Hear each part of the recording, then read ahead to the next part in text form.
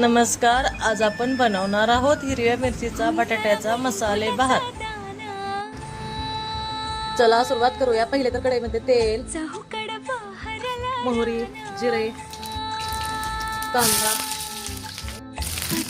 गरम मसाले, हिरवी मिरची, लसूण ठेचलेला, टोमॅटो, हळद।